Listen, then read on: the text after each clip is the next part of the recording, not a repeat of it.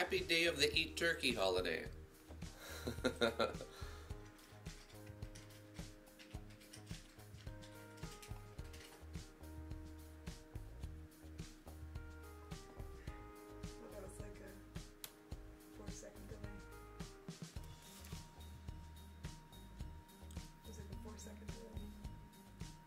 That's pretty quick.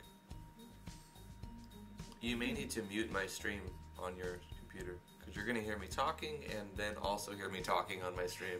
Like, I have mine playing just to see if it's still live, but I mute it. RPG time, you made it!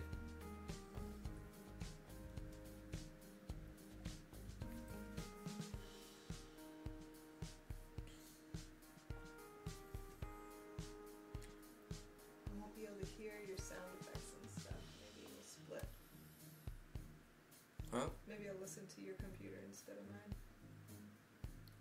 It's really not that much. Yeah. Yeah. It won't be much of a difference. I've got to listen to this copyright approved music, so it's like whatever. If I was on Twitch, I'd be able to listen to anything I want. You know? It's already getting hot in here. I'm gonna open that a little more. Okay. Have I checked the art museum? I'm gonna wait till we get started, Vapor. If you're referring to the battler for the toaster, which I did see, and we're totally gonna add that. That's awesome. Create a dungeon based off of Thanksgiving? I don't know about that.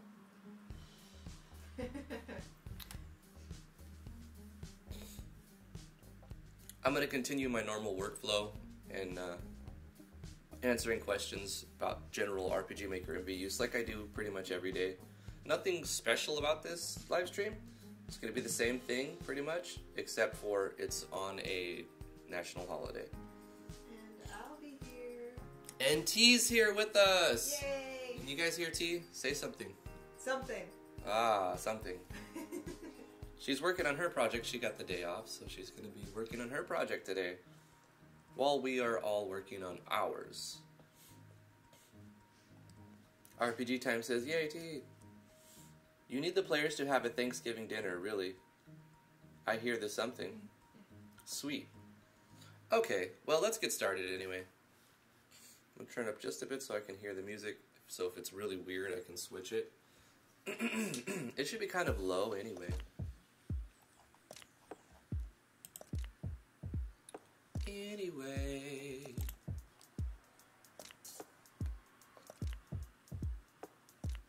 Adorable and has a sense of humor. T is a keeper. Yes, she is, Ahmed. Aw, thank you.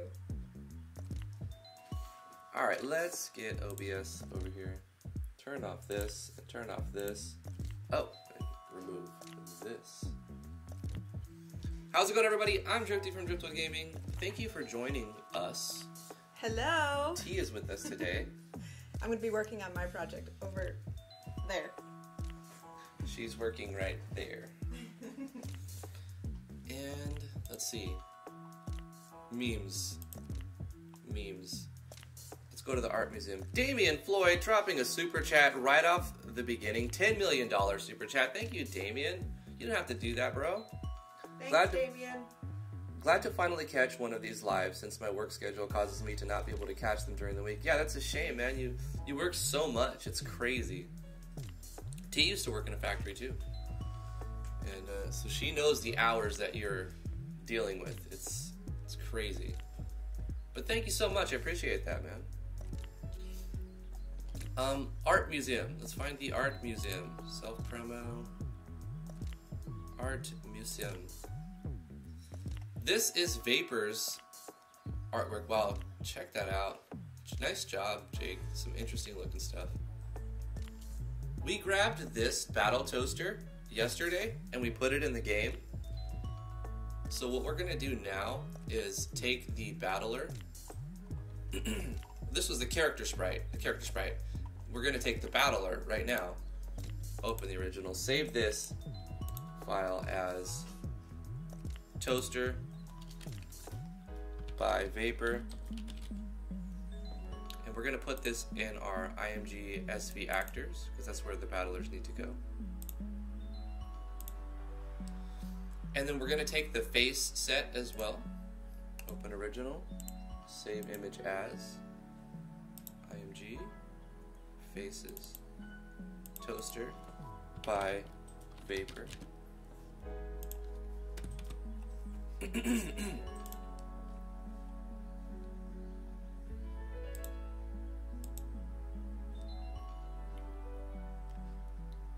You know what they say, all toasters toast toast.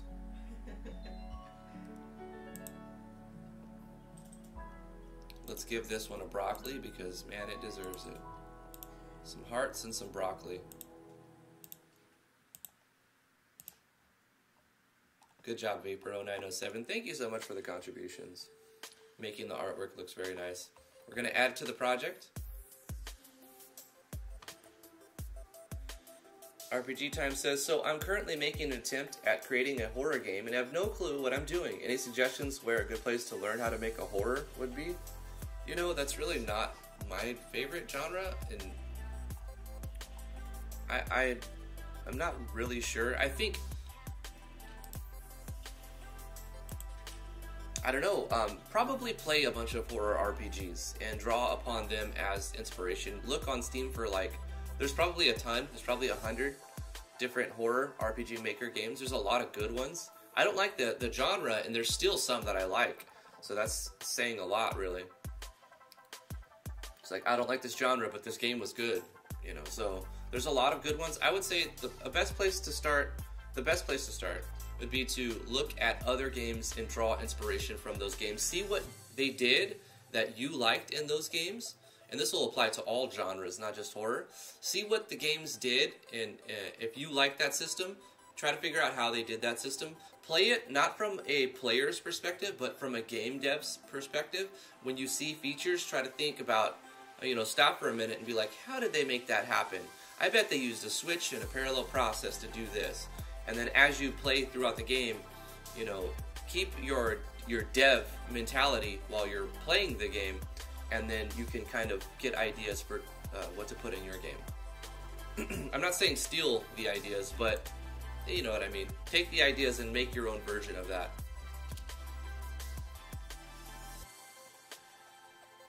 Okay. Game open folder. Let's, oh wait, first we need to go to the database and go to the mech battle toaster and change the faces to toaster, and then change the battler to toaster by vapor. And I really want to look at this in combat to see how it looks.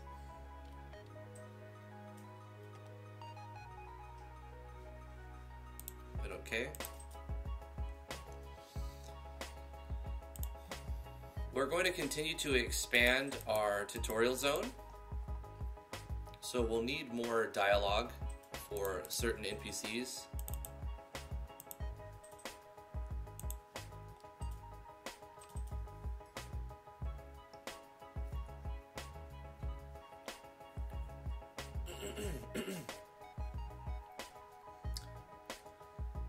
Yeah, I hear what you're saying, RPG Time. Horror freaks you out, but you're interested in the genre, you just don't play it personally, unless it's your own. I was thinking about watching some Let's Plays on horror RPGs, sure.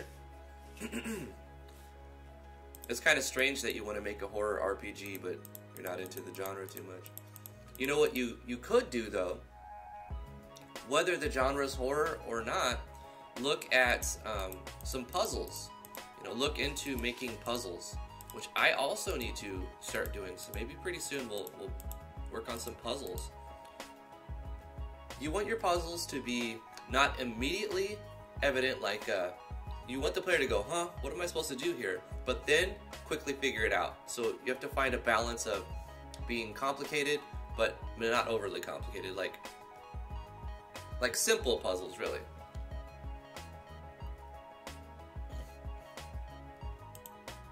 Puzzles are a staple in horror games.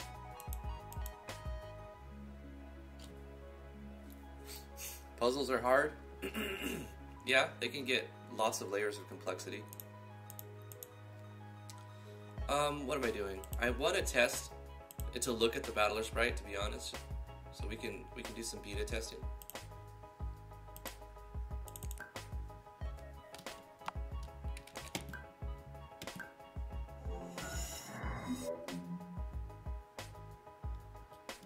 The toaster's laying on the bed. This is so ridiculous.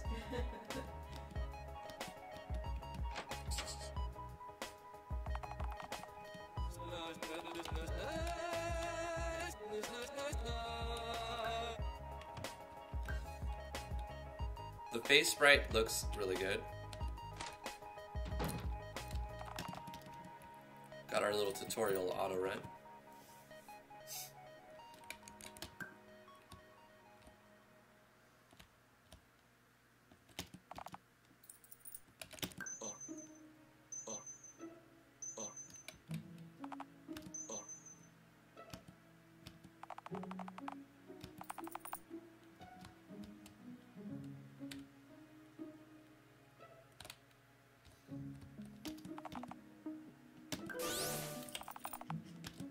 Yeah, that sounded cool. We need to apply that to when you get the strange liquid as well.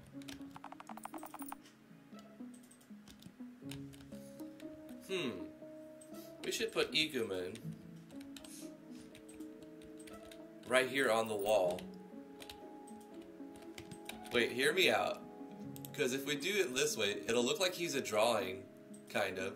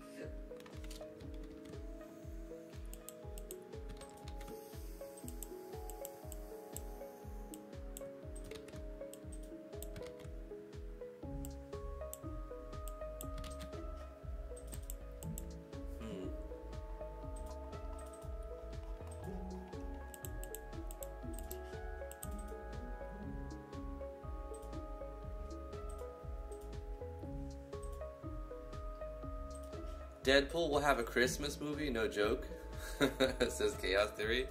Is it gonna be like, I mean, it's obviously it can't be like a normal Deadpool movie, right? Rated R. Spaghetti is yummy, how you doing?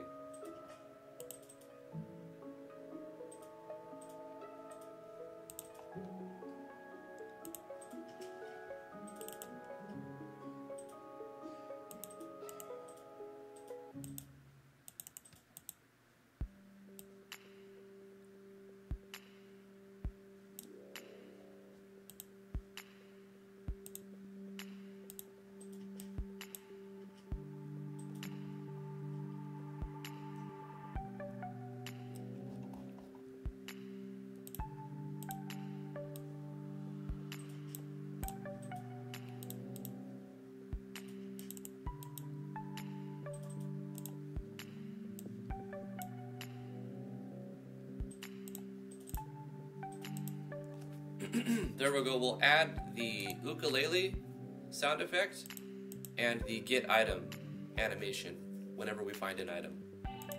That'll work.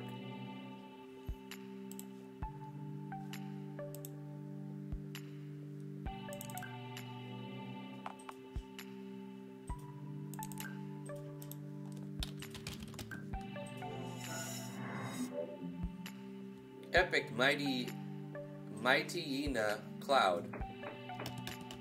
How you doing? How's your game coming?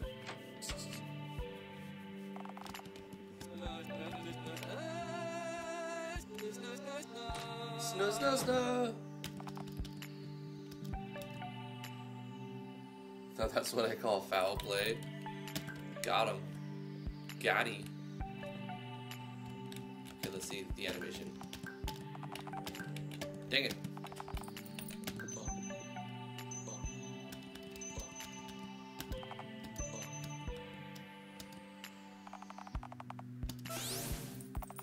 Yeah. Ta-da. This is cool. Our world map. Player can look at it.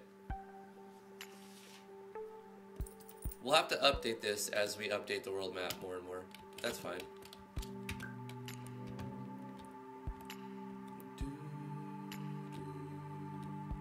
This sort of looks like a drawing, but it's on the wall. Hi, I'm Ikumen. Do you like dinosaurs? I like dinosaurs. That's where Ikumen is going to be, because it fits the most, doesn't it? The drawings and everything. He's beautiful. Yeah, it's beautiful. Now it doesn't feel out of place. It feels like right the way it's supposed to be. I agree.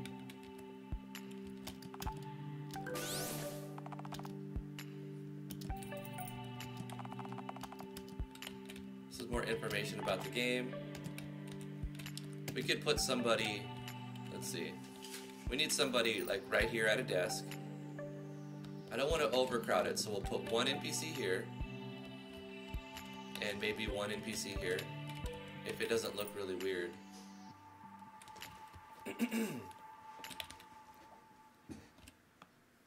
So the thing that feels the most out of place now is this guy, right? He looks very different from all the other sprites. But so does the toaster. When you think about it, like, I like it. I don't like it when it doesn't match that well, but it'll definitely be different.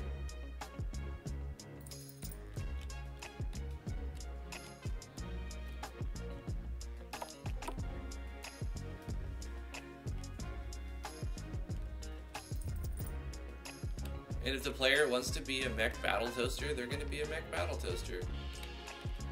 That's how it works.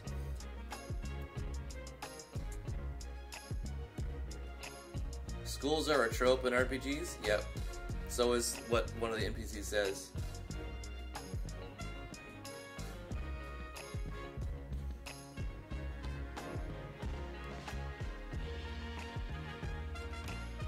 Just like hospitals are a trope in horror games? Hey. It's true, I never thought about that. You can go around the world map purchasing different buildings. But the dock should inform us that it stopped working if we don't have fishing poles. But we do have fishing poles, okay. I started us with some.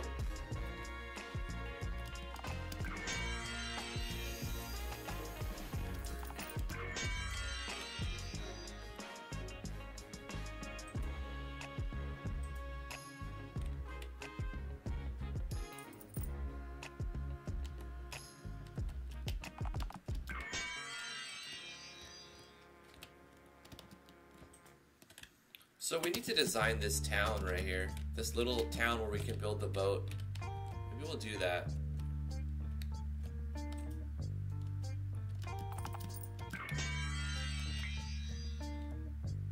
The player needs to know that they should walk around the map and claim resources.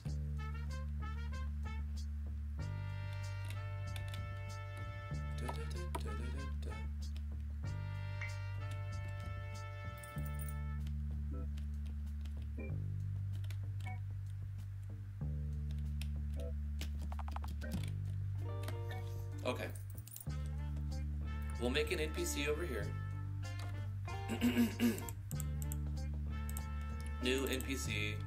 Who is it this time? Draconis Knight? I'm gonna save him for like a fighting spot. Eric Sanders is gonna make his appearance here.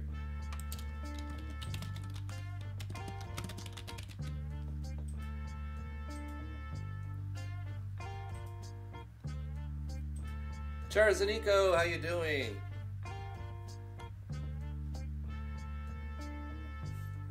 Just more people, not necessarily teachers, just more people in the school who are sharing information.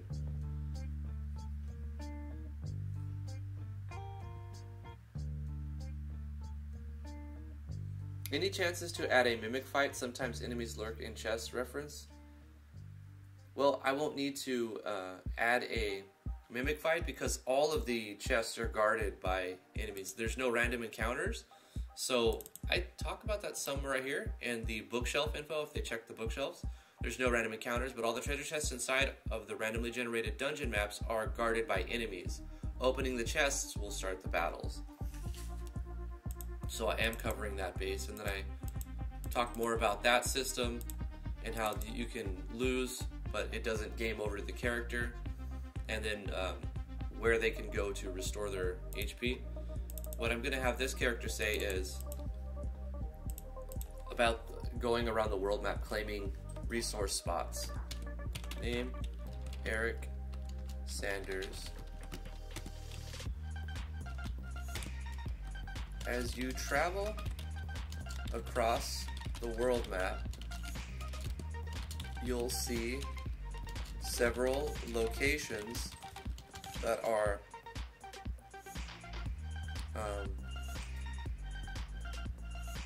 purchasable, that you can purchase, that you can claim. Yeah, I like that better. Claiming these resource nodes will add items to your inventory as they produce them. Some places, some nodes, some things, some of them will require items or tools to run.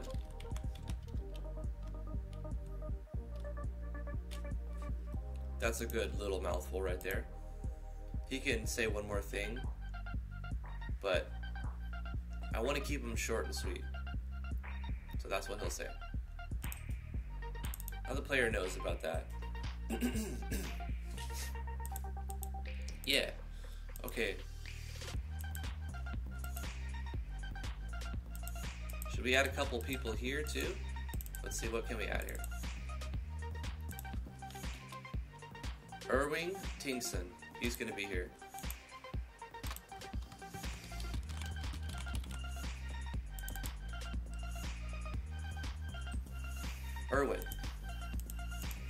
Erwing Darkwing Duck.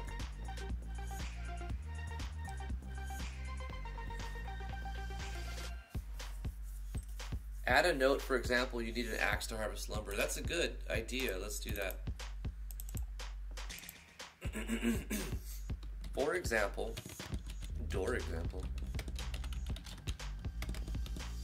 Door exemple.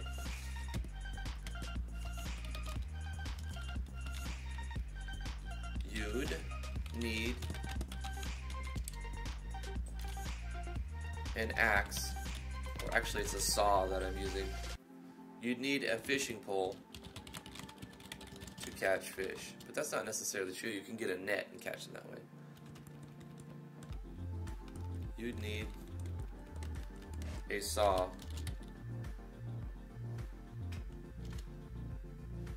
to harvest lumber. Pretty basic. Some of them will require items or tools to run. For example, you would need a saw to harvest lumber. Good idea. Erwin Tingson is going to say, hey wait, I forgot to put a face, didn't I, on this show graphics? Because I made faces for them too. Eric Sanders. Bang. Got him. Excuse me. I'll need to double check to see that all of the text fits on screen, and probably truncate something or split it.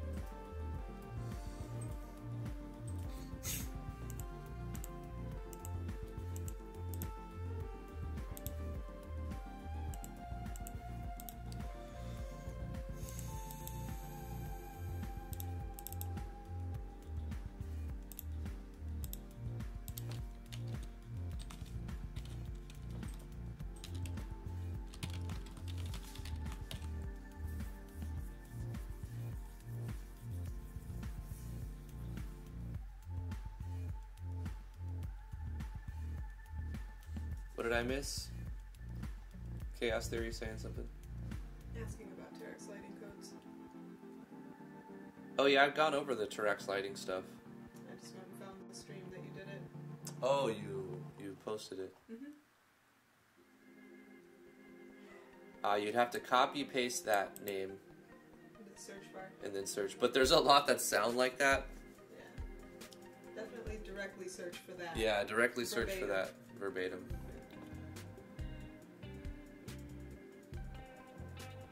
Tools have a chance to break. Be sure to have enough tools. Ahmed, you are on point today. Some tools break over time. Be sure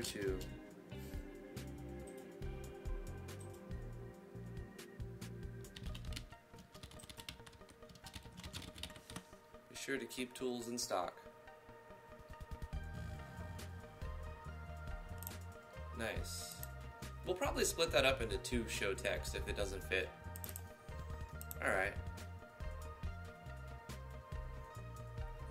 Erwin will talk about something else. The graveyard. He'll say you should probably steer clear. Wait, that's the wrong steer. Wait. Which one is a bovine and which one is the steer with the wheel? Google. Define steer. EER.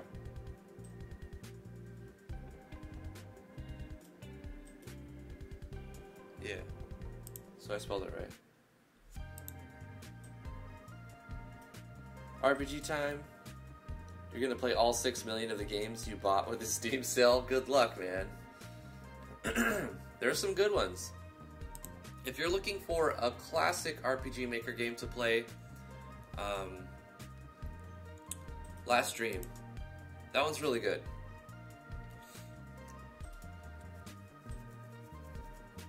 Put a note in front of dangerous areas and maybe an approximate recommended level. That's a good idea. You should probably steer clear of the graveyard.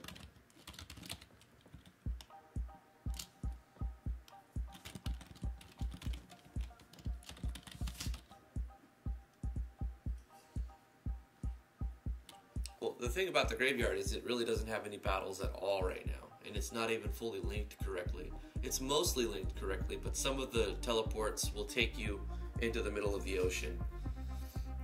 Because I brought those maps from one project to another.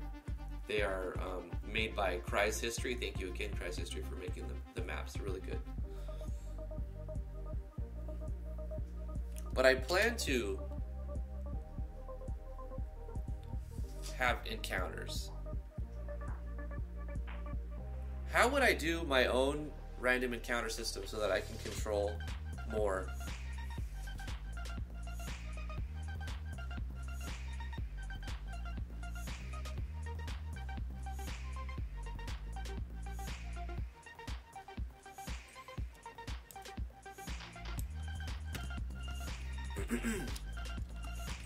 There is a cemetery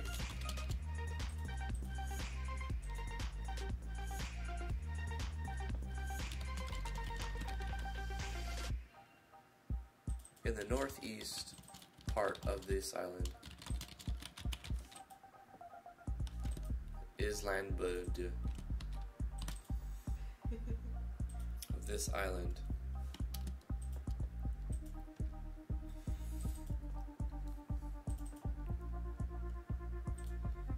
Before I can give the NPCs the dialogue they need to tell the player about it, I have to know what I'm actually going to do with it. And at first I thought I was going to do like a open area where the player can get random encounters. So it's a little bit different than like all of the open a chest for a battle, open a chest for a battle. But I don't like the random encounter system unless I can control a little bit more about, like, I don't like getting into a combat and then 4 steps later getting into another combat. And that can happen even if you have like 99 steps on.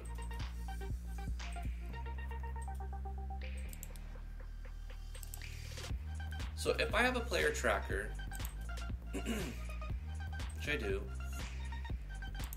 I can track the player's X and Y location.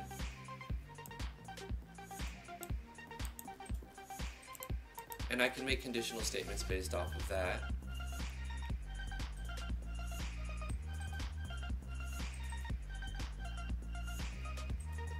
This is going to run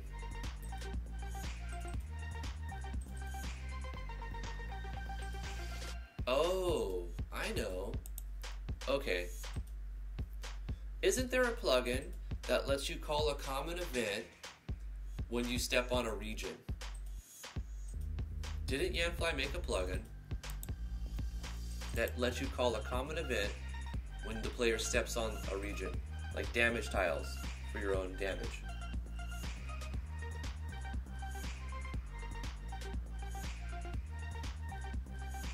When we were kids, there were no warning signs when exploring. It's always risky to step into new territory. Is it called Ambush plugin? Let me go to yanfly.mo.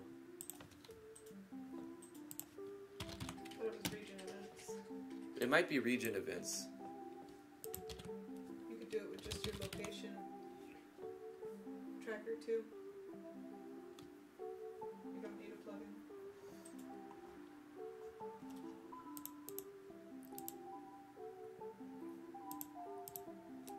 Apply a common event to specified regions. Simply by stepping on a tile marked by that region will trigger a specific... This is what I want. Like, yeah, I could, but this will make it easy. This plugin. Yeah. Save this inside Natural Explorers, GS plugins. Gosh, so congested. Excuse me. Save that. And I'm going to scrub this video real quick and find where it's placed.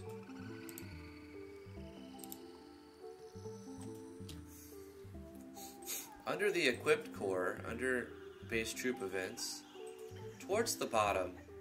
Okay. What is this song? It's so weird.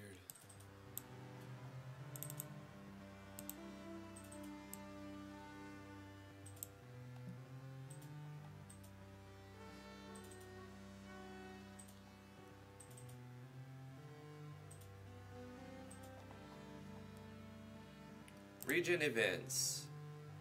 There we go.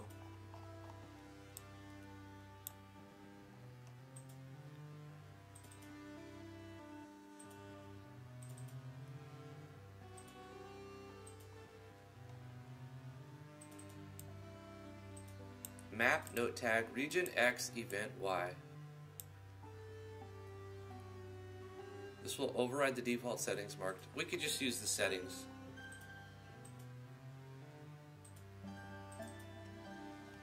Okay. Let's pick a high number region. Probably a red one. And if I go to the graveyard, I think it's all painted already. Wow, it's already painted. What I can do is just use all of the region 10, which is this purple one. Since it's already painted, this is all walkable area, region 10. And region, is this 11 over here? I think this is 11. No, it's 10. It just looks like a different color because of the background. So I'll take region 10 and play a common event when the player steps on any tile in region 10. This will let me make my own formula for if a common event, if a battle happens, and then I can have special win conditions, etc. Beautiful, beautiful. I love this idea. So let's go to the plugin. Where did I put it? At the bottom?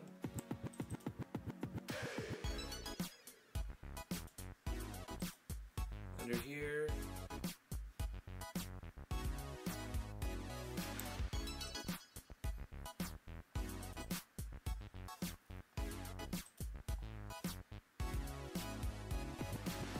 I'm sure it'll work right here at the bottom.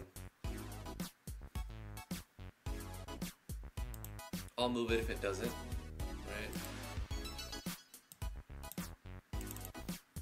Region 10, I want common event 64 to play. So let's go to common event 64. And we're gonna call this pseudo-random battles.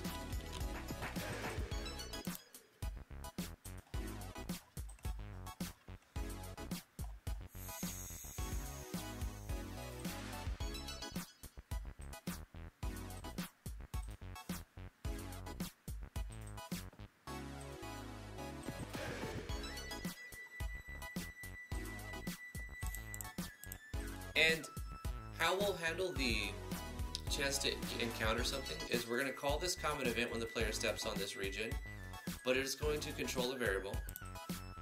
We're going to make a new variable on the 64 used. It is, that's fine.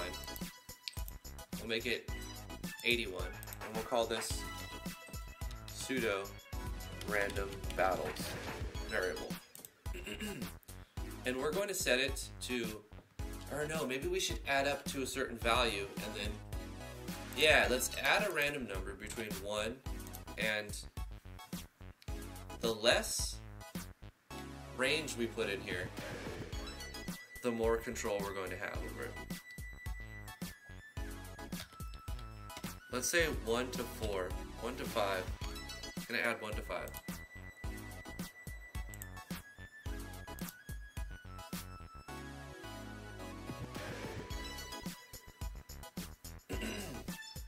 How many steps should the player be taking? That's another thing we should count.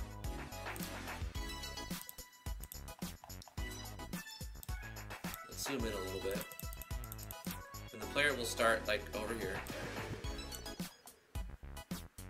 1, 2, 3, 4, 5, 6, 7, 8, 9, 10. Definitely shouldn't be every 10. 10. That's 20 to the gate, pretty much.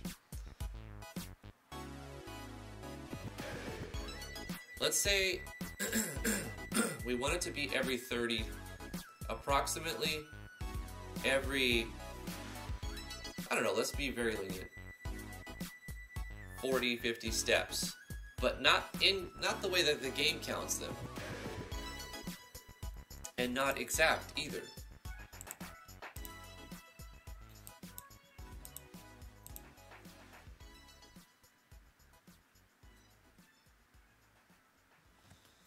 So if we want it to be sure that we get between 40 or 50 steps, we would need to change this to add 4 to 5. And then 200 to 250.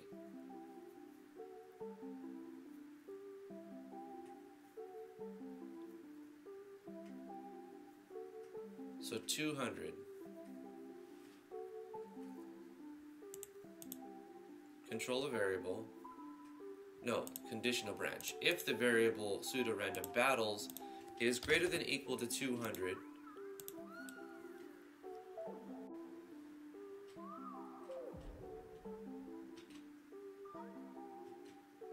anyone know of an advanced mercenary system? Tyler, check out Jaime Works' Instance Actor plugin. I used it in the last project.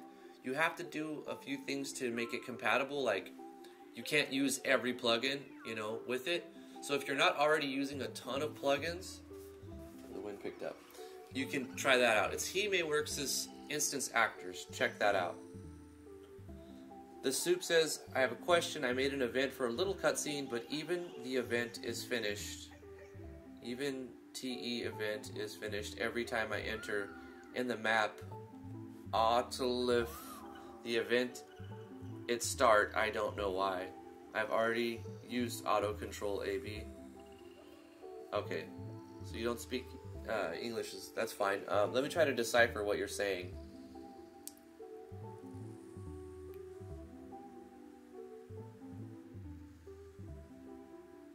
even though the event is finished, every time I enter the map, it starts again. Are you using erase event or are you switching the page? The soup, you need to use another self switch and add a new page.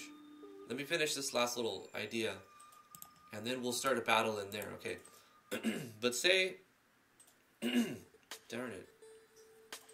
Let's go back to here. Inside your event, when you have all of your stuff here, you do all your stuff, right, blah, blah, blah. At the end of your page, you have to go self-switch, A, B, C, doesn't matter. But then, that won't work on its own. That does nothing, really. What you want to do is click up here and say, New Event Page, and you set the requirements to this page to have that self-switch on. So, now it'll run page 2 instead of page 1. So if this is your auto run and you want this to happen automatically, at the end of it, you turn on the self switch A, you have the next page not an auto run, and it requires self switch A to be on. That way, when it runs all this stuff the first time, and then it'll go to this page, no matter if you leave the map or not, it will try to run an empty page when this is triggered through an action button, which you're not triggering it anymore. So it stops the event from repeating over and over. If you just leave this page out, it's going to run this page automatically again, over and over and over.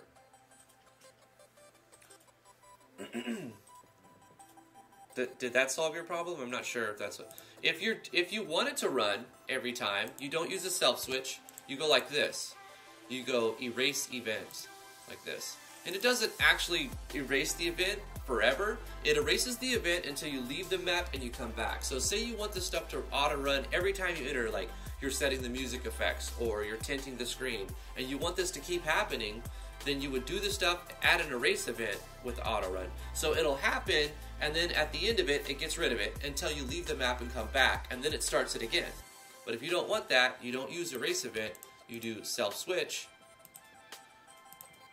and you add a new page. You got to add a new page, and then require that this page that's a higher number than the other page have the self switch. Yeah, most likely you forgot to add a new page requiring the self switch, and then this is not action button because if you this is not auto run. If you auto run a blank event, you just lock up you lock it up, you freeze it. So the blank page is action button, like, and you put this event somewhere where the player can't actually get to it anyway. No problem. So we're making a custom random battle simulator. This is going to let us have control of what happens when the player loses. It doesn't game over. So when the player steps on region 10 of the map, which we can see is right here, all the purple, it's going to call a common event. And the common event is going to control a variable and add a random value between 4 to 5 to this variable. It's going to start at 0. When it adds 4 to 5 to it, so this is going to guarantee the player will not get into a combat in the first few steps. It's going to take a little while for this to actually happen, right? It's going to take 40 to 50 steps for the player to reach this variable number. When they've taken 40 to 50 steps, and it will always be between 40 to 50 steps, because at the most 40 times 5 is 200, so if it gets the 5 every random time, then it'll be 40 steps. If it gets the 4 every time, let's see, 4 times 40 is 160. So 40 times 50 is 200. Yeah, so if it rolls 5 every time, it'll be 40 steps. If it rolls 4 every time, it'll be 50 steps. It's kind of weird, but that's how it'll work. This will guarantee that we don't get a fight every, like, 3 steps. It'll never happen like that. It will always be between 40 and 50 steps. Now, what do we want to happen when that adds up? Well, we can do a battle process. So we can do battle processing. But we may need to randomize the enemies that the player fights. So we can do another variable to randomize that, or we can use a plugin that picks random enemies. Let me see if I can incorporate another plugin.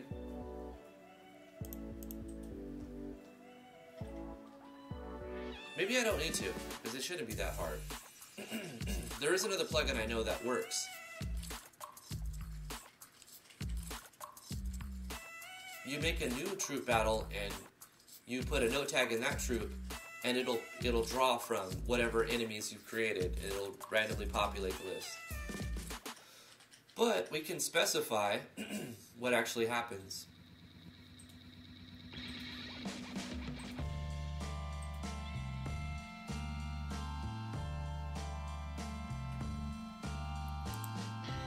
Can escape, can lose, but we'll make something that happens when they escape or lose.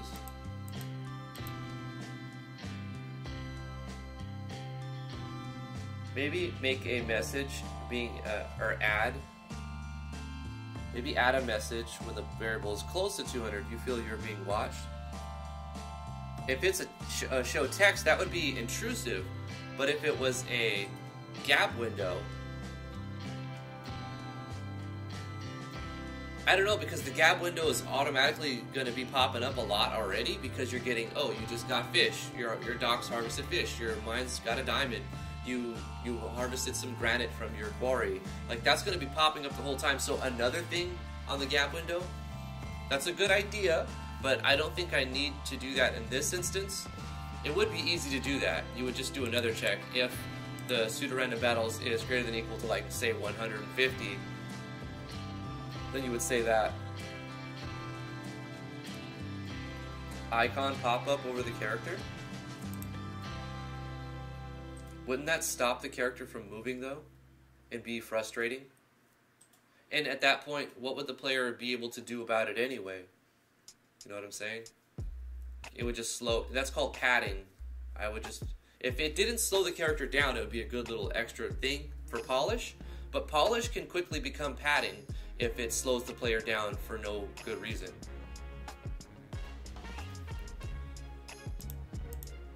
So good ideas, but I don't think we should do that because it'll just add padding.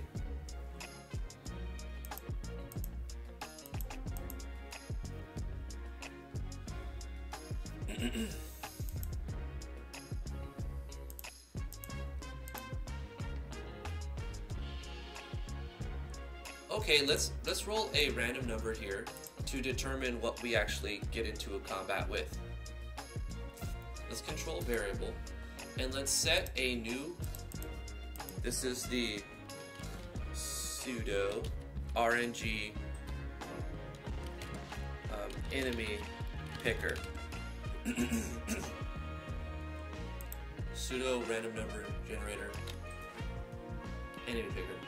Pseudo random battles. Pseudo random battle enemy picker. It's arbitrary, but I want to say organized. We'll just call this random battle. Random battle enemy picker. Perfect. Fits nice.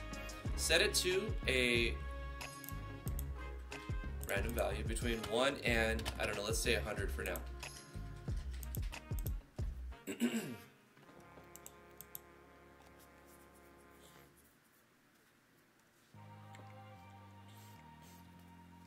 Jeremiah Black says, what's being worked on? I'm trying not to burn the kitchen down. We're making our own random battle system, because the one that's in the game kind of will screw the player over. Sometimes it'll get 50 steps before they get into a fight, but sometimes they'll walk like, what, 3 steps, 2 steps, and get into another battle, and that's very frustrating when that happens. So I don't want that to happen. I also want to be able to say, if the player loses, don't game over them, just put them somewhere at the beginning of the, like, make them leave the graveyard or something, or make them wake up in their house even. So we're gonna set up our own random battles. So we'll have random battles, but they'll be different. They'll actually be evented battles, but it'll look like random battles. So the player doesn't get screwed over. And we're gonna have more control by making it ourselves. What was I doing? Huh?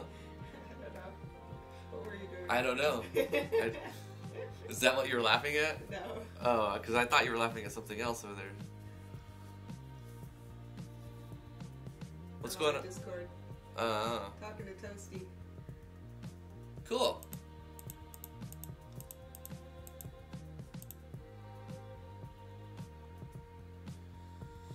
Vapor says, Drifty, I have so many switches and variables in my game, I've stopped trying to be organized, at least with side quests. Main important switches are appropriately named. Yeah, it might come up to bite you in a month from now, or like 6 months from now, when you have to go back in and rebuild something. And whoa, you're going to be like, what was I doing here? I don't even know. It's like comments in the code. You really, it helps if you name your stuff appropriately.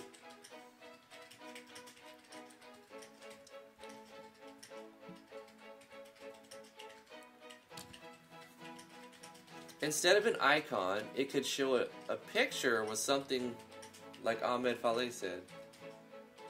Lahi said. Okay, showing a picture doesn't slow down the character. The icon above the head will stop the character and then do that, right? Or maybe we can have the icons not wait for completion.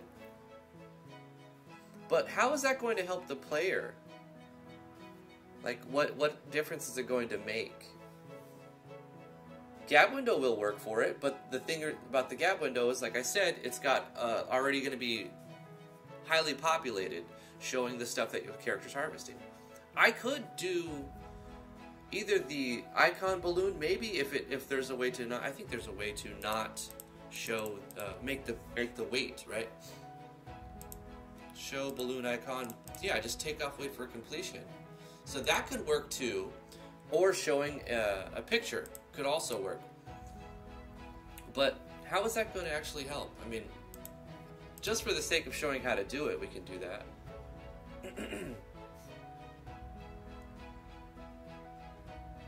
It will give them time to react and heal.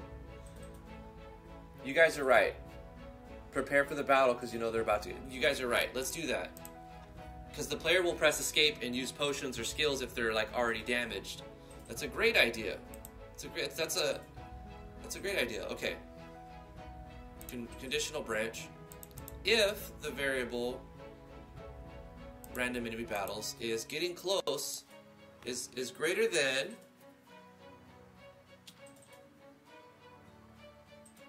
equal to, let's see, how many steps should then 10 steps, right? So 40 to 50. 150.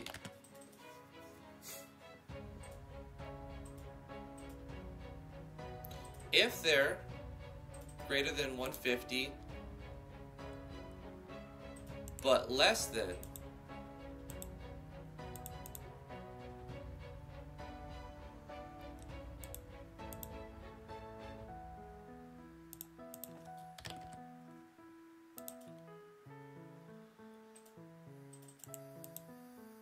it's going to show this icon every frame, though. Is that going to be okay? Is that going to lag? We have to test it. Guys, we have to test it. Let's try it. Show balloon icon.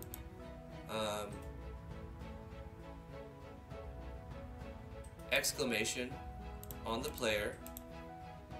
No wait for completion. It's going to try to do that every frame. If it doesn't lag, then it'll be fine. It just keeps that bubble up, right? So if it's greater than equal to 150 but less than equal to 200, show the balloon icon on the player. If it's greater than, we could do an else on this one, huh? Nah, we don't actually need to, because it'll get rid of that at that point. But if it is greater than equal to, no wait, this one needs to say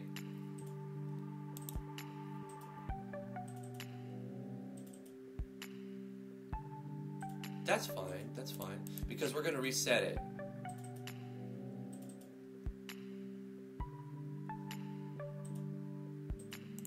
We can say less than. If it's less than 200. Because if it is equal to 200, it's going to do this anyway. So it's going to start a battle, which we're going to randomize what actually gets, what attacks the player. And we can, instead of just giving it, all the enemies the same chance, we can make certain enemies more rare than others.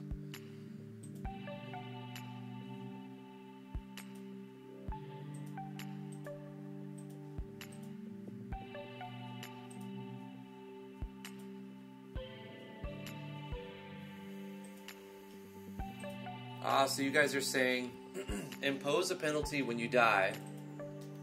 Maybe if you go to the graveyard after being warned not to, and you run around and die here, you get a penalty. It's not game over, but it will take you back to your house and take maybe a percentage of your money or something like that.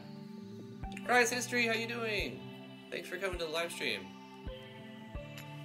Everybody, Cry's History made this beautiful map. This map was made by Cry's History. Right, let me turn off the regions. Look at this beautiful, gorgeous map. Must have took a lot of time and work.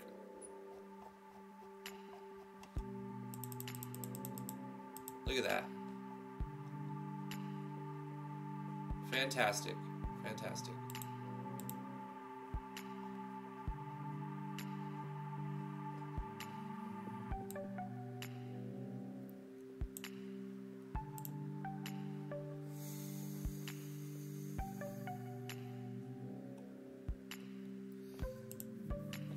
Alright, in our system,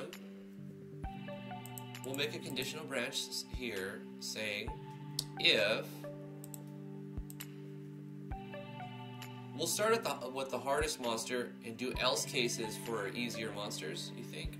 Would be better? But when we add more monsters, it's going to become where we have to go back and edit this system quite a bit.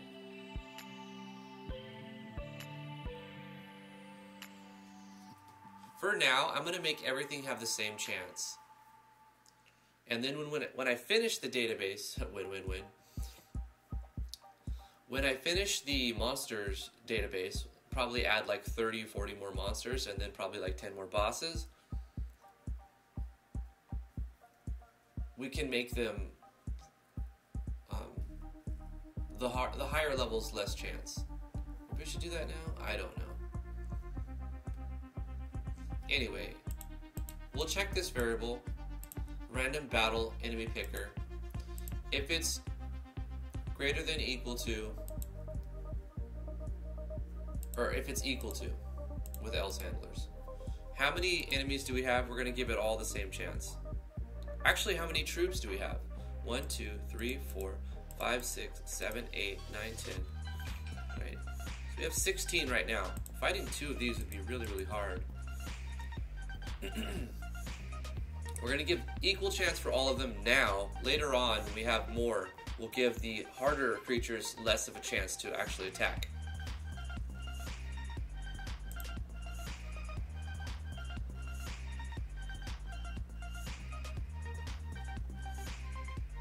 So we have to control this variable and set it to the maximum number, 1 to 16.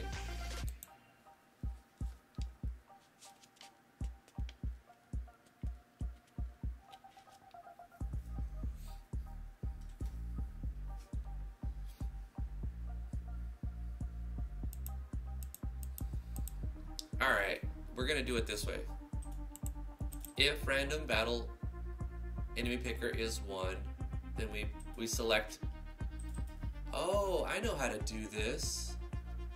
We don't even need to make conditionals. Check it out, guys. If we do it this way, we make a... We can just go... it's really good. Battle processing, designate with a variable. Random battle enemy picker. Can't escape, can lose. So it's going to use this number that we're rolling from 1 to 16 to pick from the JSON the troops 1 to 16. Fantastic. It's going to save me so much work doing it this way. And if we add more monsters, we just increase this number here. Easy.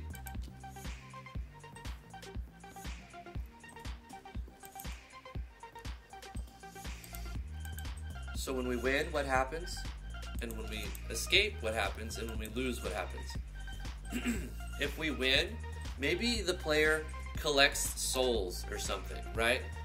We need to add an additional system for the difference between fighting enemies in the graveyard and fighting enemies in the dungeon, because the dungeon is more of a controlled event and the graveyard is a little bit more risky, and if you die in the dungeon, it doesn't take, you don't lose anything, but if you die in the graveyard, then you lose something. What if you get an unlucky roll and you face against an exceptionally tough enemy? That's the risk for fighting in the graveyard. If you win the battle, we're going to create an arbitrary currency, an item. We're going to call this Lost Soul or something.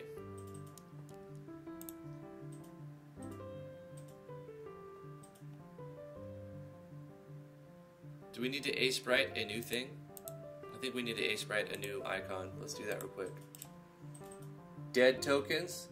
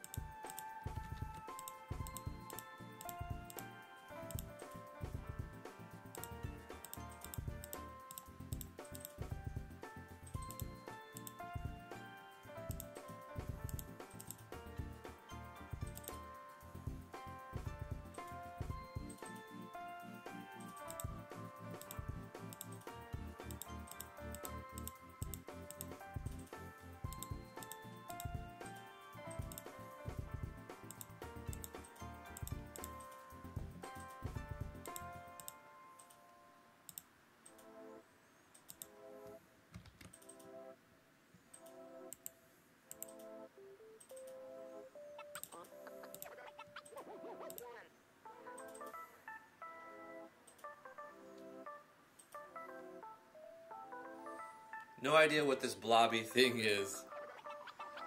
But it's like a glowing something. Glowing something. Nailed it.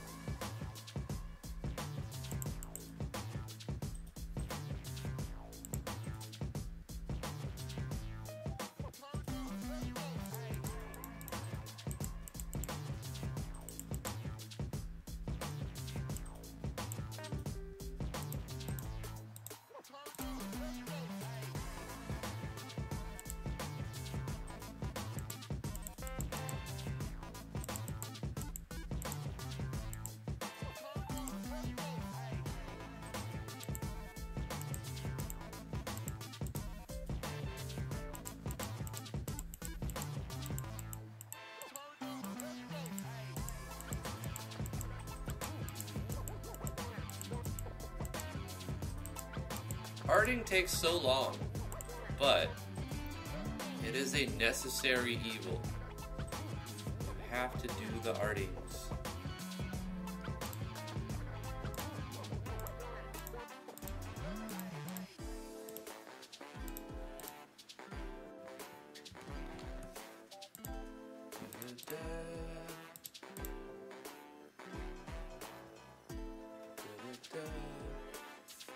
Beautiful. It's beautiful. Okay, let's save this. Actually, we'll export it. Export this as Soulstone, I guess. Necronite.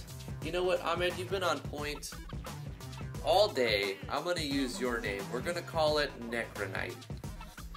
DG_Necronite.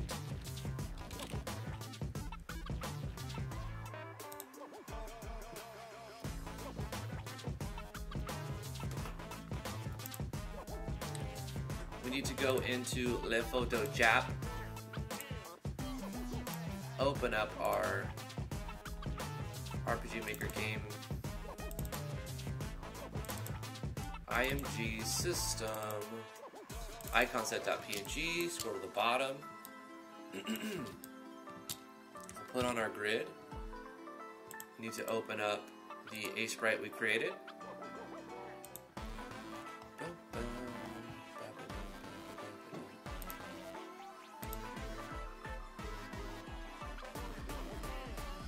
Where's it at? Oh, A sprite. There it is. Zoom into that, select it, Control C it, Control V it,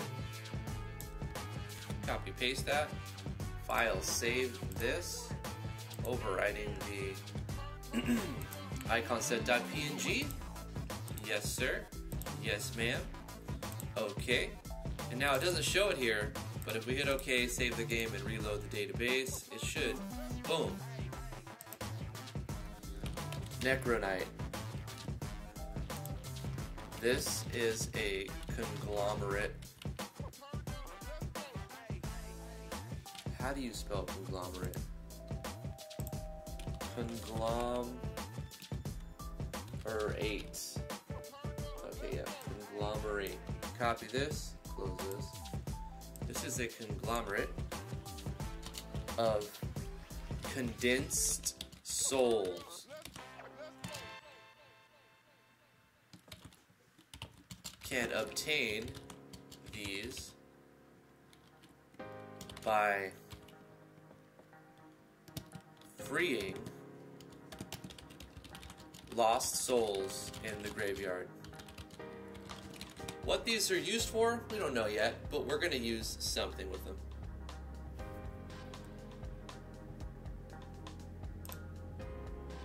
Consumable, no, but the player's not going to be, oh, no, I'm going to eat the stones. We're just going to say they're not usable, no scope. They're going to have a price. Maybe that's too much. But there's a risk. So we're going to give them some value for sure. We could make them key items too.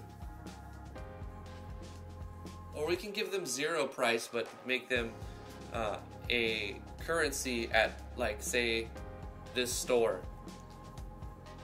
I like that idea. I like that idea better. We're gonna make the value of them kind of low, right? Because I don't want the player to sell them. Well, we can make the price 1,000 and just say cannot sell. Nobody wants to touch these, right? Except for a specific vendor who uses these to get something. Yep, they're for trading at a secret store, probably in the graveyard itself. I love it. Okay. Now we go back to our common event, saying in the instance that the player wins, we are going to change items and just increase by 1. You get a Necronite, no matter what. It's just for winning the battle. The player, I don't want to prompt the player with a show text after every battle because that's annoying enough. But we can do a gab window pop-up just to say you obtained a Necronite, la-da-da-da-da. So let's take a pre-made one that we've already done.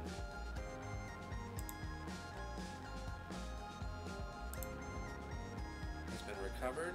I mean, that's fine, whatever, we can just change it.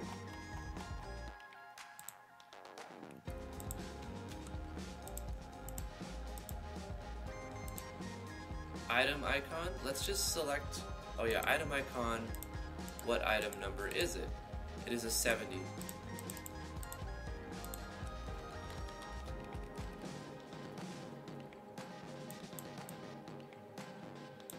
So Necronite has been obtained.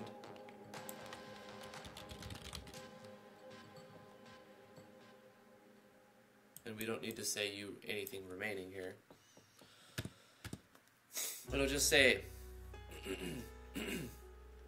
Necronite has been obtained, but we also need to push that text. Like, that won't do it alone. You need to do one more thing with these. You have to say force gab, so it'll erase any Q that's above it.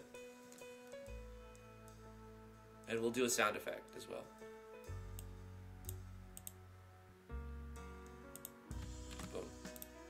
So you get the item, the text shows on the gab window, and a sound effect will happen, and the force gab will clear the queue so that it does it right then and there.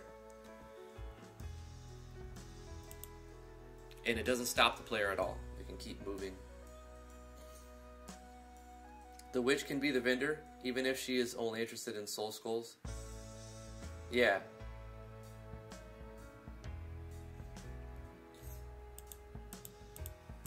I like that idea. Because it would make sense that the person inside the cemetery would want something that comes from the cemetery, but just not quite strong enough to harvest as many as she needs or whatever. You can even make I can even make the vendor like an older person. Like, so like back in the day, they used to just free the souls and use this for whatever they needed. But now they're too old to do that, so they have to trade away their treasures to get the things that they needed in the witch's hut. Right here. She could just be standing behind a counter. And you have to get to her from here before she unlocks her door. So you can't just walk into there. You have to like go through the graveyard and find the way into her underground entrance, I guess. And then she's like, oh, how did you get in here? I thought I was the only one that could navigate these passages. And then she's like, oh, well, I might as well unlock the door if you're here to slay things, whatever, boom, boom, boom. We'll do that dialogue later, but I can see how that will play out. Nice. Plus I have to tie up a lot of the transfer events. They're not quite right yet. Nice. Let's go back to our common event. So we get a Necronite. If the player escapes, there's They're not going to be penalized, but they're also not going to harvest that extra resource of Necronite. So there's a reason why you would want to not run away. You'll get this extra currency. If the player loses, we're going to fade out the screen, wait 15 frames, or actually we'll play a animation on the player. We need to create an animation for when the player gets got.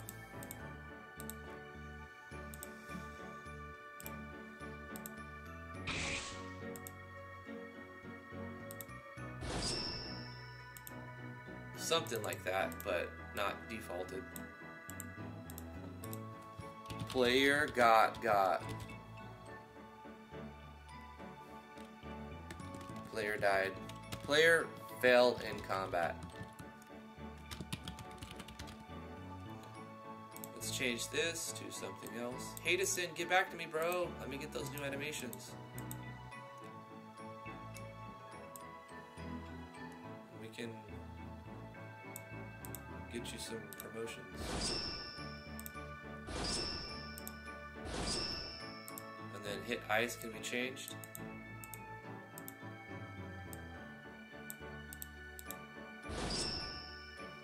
Change the sound effects.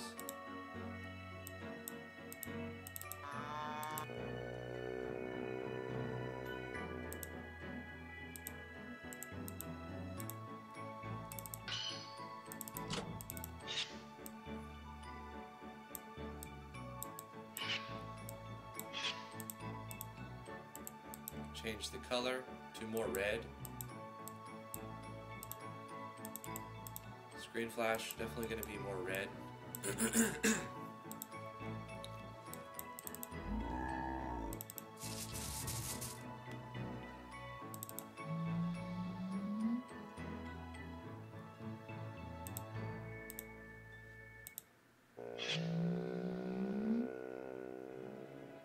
Yeah. Like, oh, what happened? Maybe that's a little too long.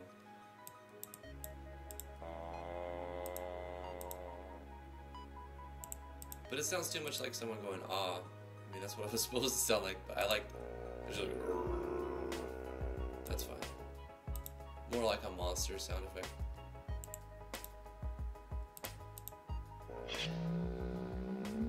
That's good enough. Inside our common event. Oops. Player fell in combat. We'll fade out the screen.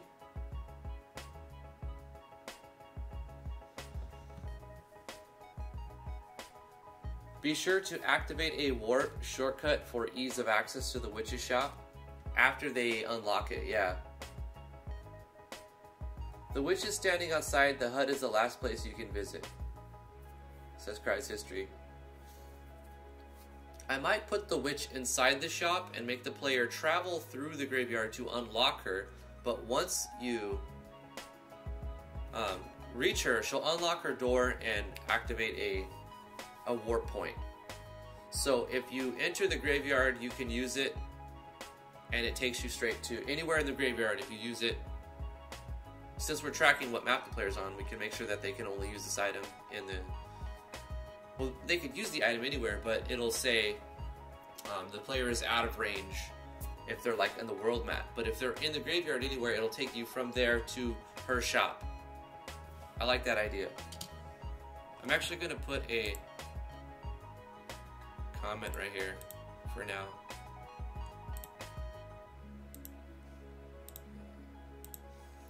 Add warp item after unlocking witch's hut to spend Necro night.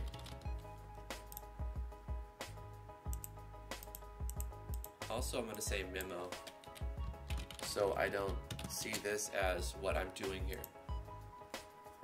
Just a reminder while I'm working on this, because I want to finish this first. Okay. This is the reminder to let the player know in the next 10 steps or so you're going to get into combat, and then once combat starts, it picks a number based on a variable that's rolling between 1 and the number of enemies in the troops, and then process the battle. If they win, they get a Necronite, and the gab text shows the sound effect. If they escape, nothing happens. If they lose, show an animation, fade out the screen, wait 15 frames, transfer the player, that's where we're at, transfer the player back to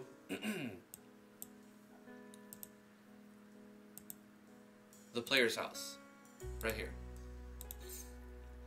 Face down, blackout, face down, and restore the player, because they died, they lost, so they're down to nothing. They're on their bed, waking up. Don't make the player wake up and then take a nap. Just recover all.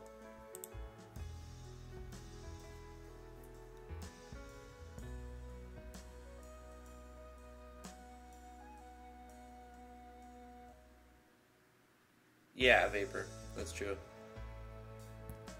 I kind of want to incentivize traveling to farther spots, so I might make some regions later on when we're towards the end of the project and revamping the system.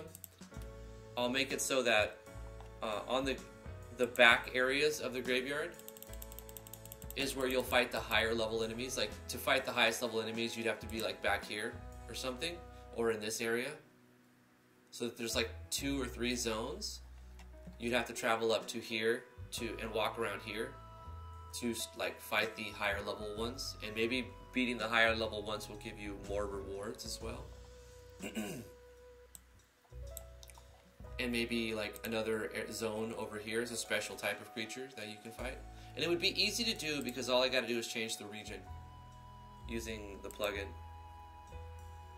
I mean, you do it in the editor here, but then you make exceptions right here. You make another common event for when the players walk in on this region. You sort of copy paste this, but you change the number. It'll be easy. We need more enemies though, that's another thing. But every enemy needs their own skills, animations, so it takes a lot of time to make every single enemy. We also need to start designing bosses that have like 4 or 5 skills and like a reason for their encounter. Draco-Lich. You must have Draco-Liches. We'll have graveyard-y type creatures in here for sure. And the graveyard will be more of the dangerous areas where you actually get a penalty. So speaking of penalty, when the player loses, we can get rid of this. When the player loses, what are we going to penalize them? Are we going to create a variable that says, maybe I already have one, player's money. Player's money. So we're going to set player's money. Am I using this for something else though? This is why I use other variables.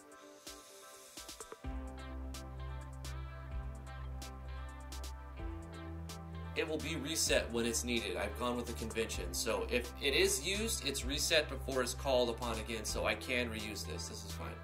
So we're going to use this one, player's money, and we're going to set it to the game data of the parties, or the character, no, the other gold. Yep, other gold. So we're going to store the amount of gold the player has inside of player's money. Then we're going to create a new variable. We'll need one for this, because we're not going to just take all their gold. That would be harsh.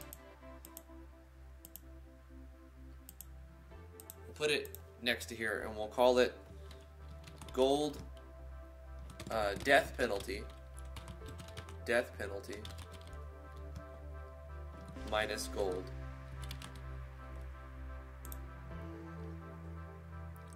So what we're going to do is control this one and set it to the amount of gold the player has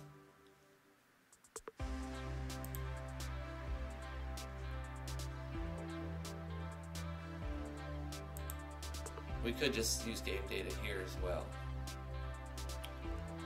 But maybe this will be better this way. We'll see. So now this one starts off, because we're going to manipulate the death penalty. We're going to say, control this variable and divide it by 10. Divide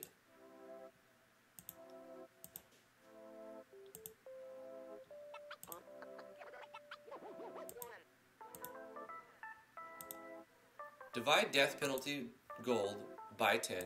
So it'll be the player's gold divided by 10.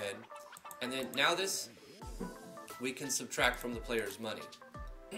So we can go change gold, decrease using the variable death penalty. So they'll lose 10% of their gold if they die in the graveyard. This will make it so that dying will always, no matter how much money the player has amassed, in fact, the more the money the player has, the more penalty they're going to encounter upon dying. So they don't game over. They just take a penalty and go back to their house.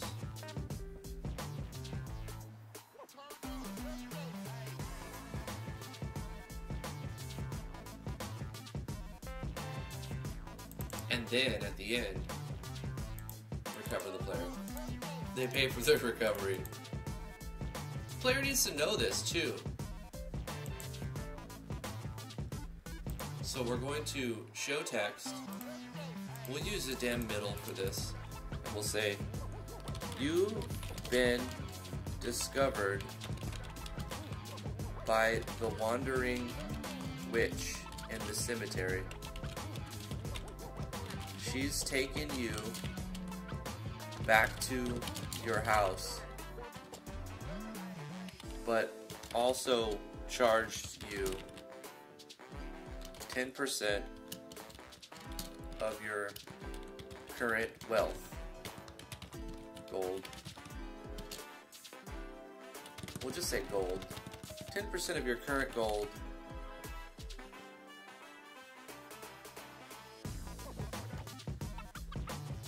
For saving your life. Just so the player knows that they're getting a penalty. Then we need to fade in the screen.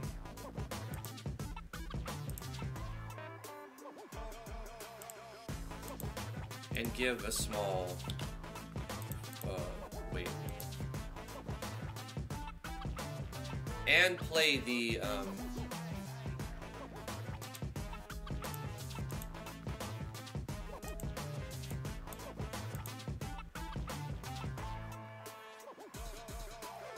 what's the animation that plays when, I know, hold on, when we do a recover. So we can let the player get another animation in here because they've been recovered now. Show animation on the player. It's something I put at the beginning.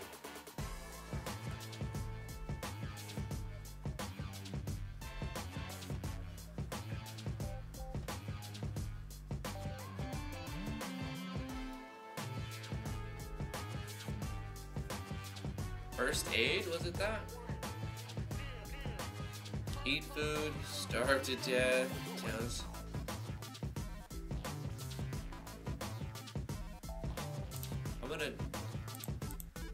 I can reference the one in my house. Let's just go ahead and do that. Player's house. On this event, when they recover, I'm playing an animation called Rested. Rested, okay. What animation number is that? 165, okay, cool. We're gonna play that as well, right here.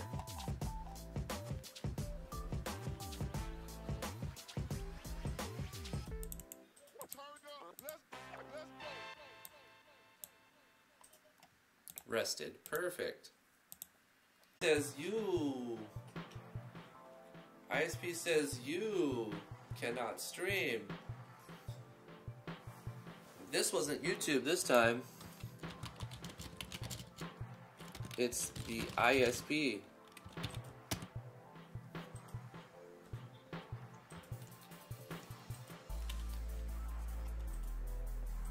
What do we have for our ISP? Spectrum. Spectrum. Yeah. I need to find that. I need to make a meme for this because this happens a lot. Let's go Gandalf. You shall not pass.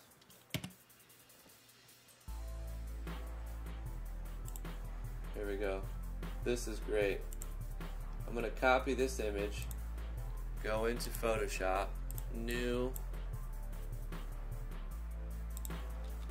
paste this in here. You shall not pass. And then let's find my ISP's logo, Spectrum logo.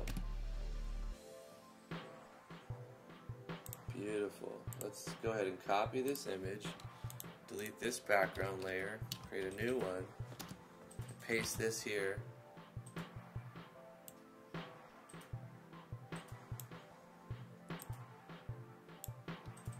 Oops.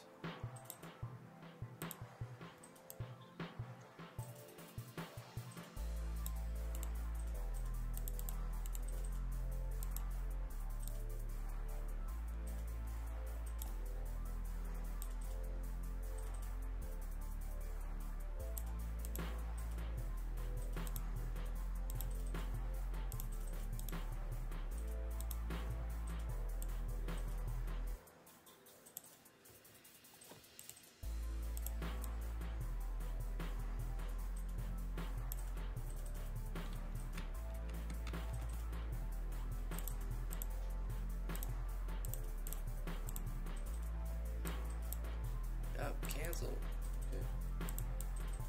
Here we go.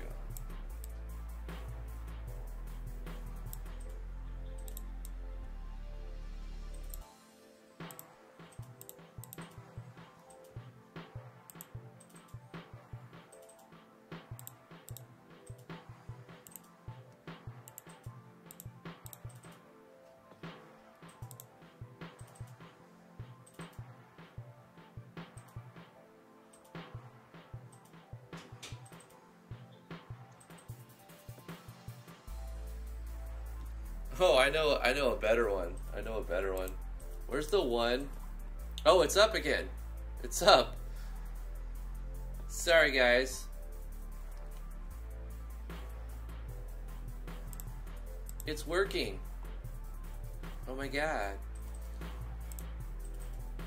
Let's go back and find the one where we can see the Balrog and here we go.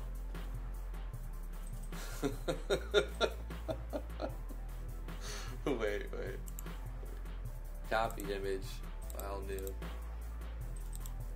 Paste this.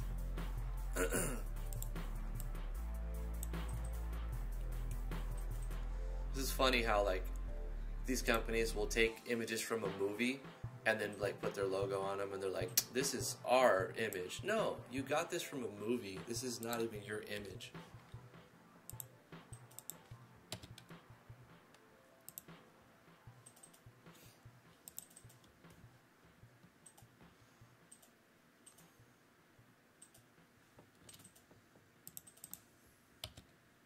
What fill?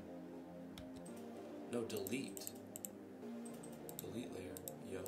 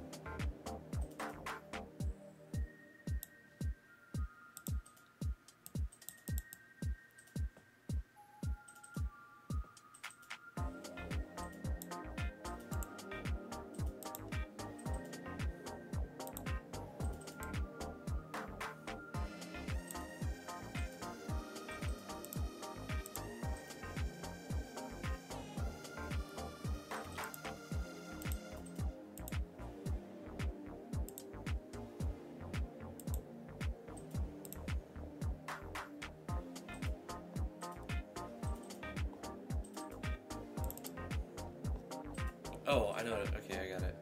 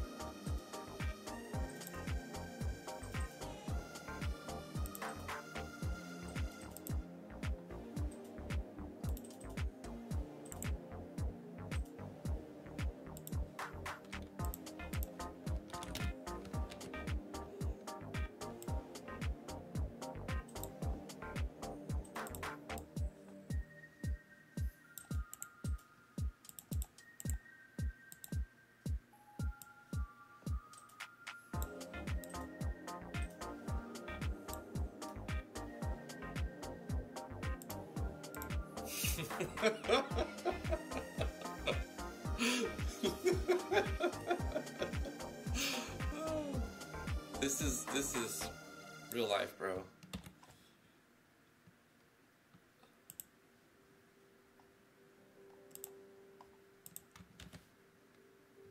Hold on.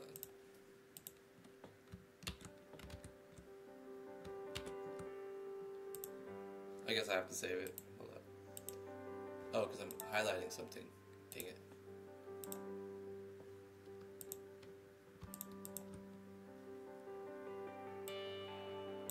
If I copy it like that, it'll work now. Nah. It's fine. We'll save this. This is a good one. This is a keeper. This goes in the memes. 2018 memes. JPEG.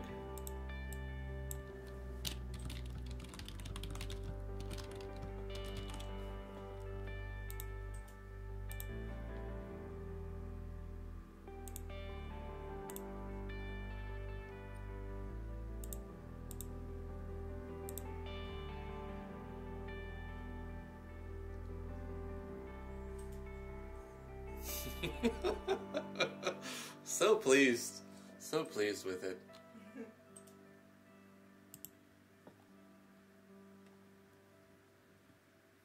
You still want to see the toaster battler?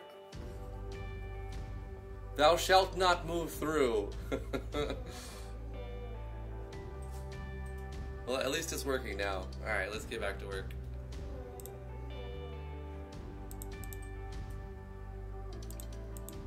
Yeah, we need to test this for sure. We need to see if the icon freezes the game after 40 to 50 steps. We need to see if it actually throws a battle scene. We need to reset the counter before we forget, otherwise we're going to get out of combat, start combat again. So no matter the outcome at this point, if they win, lose, or escape, we need to reset the variable, right? So let's do a control variable at the end.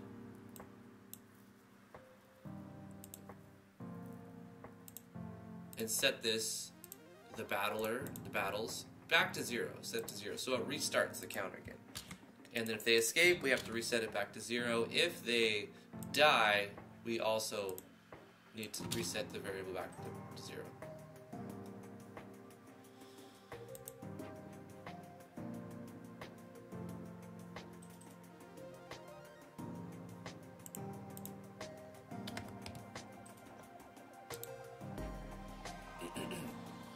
Less padding.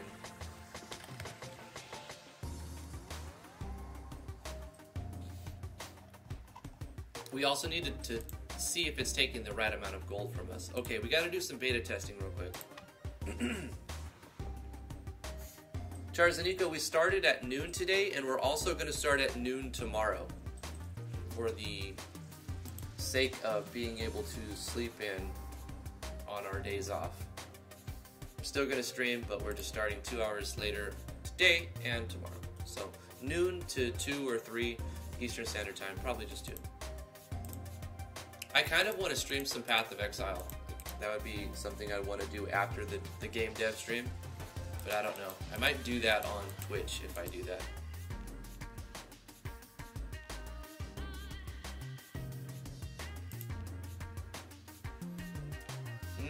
Let's test this. We got to start from the beginning and test it. we're gonna test quite a few things actually, right? The stuff in the tutorial zone, the battler for the mechanized toaster.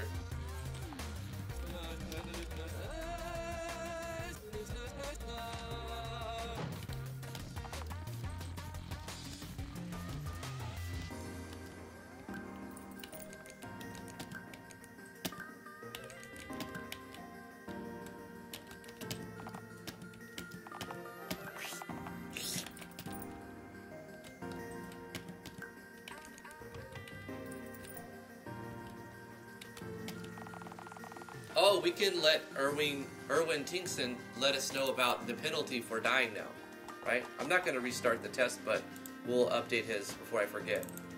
Because remember, we were like, I got to figure out what we're going to do. There's a cemetery in the northeast part of this island. If you go there, you may be attacked by fallen creatures.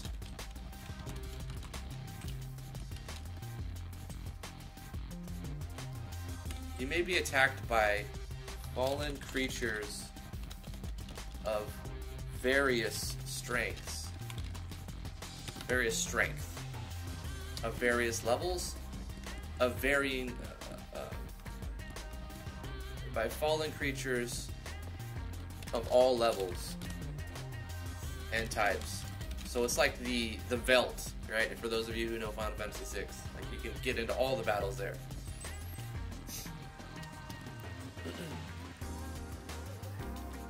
There's a witch that roams the cemetery, the area, who watches after, I don't know. There's a witch that roams the area. She's creepy. Nah.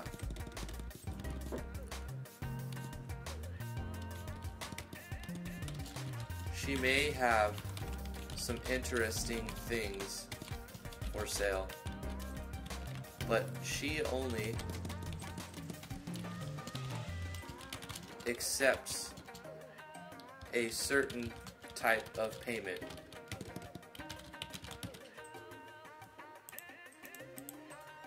We gotta do 2 show text for this.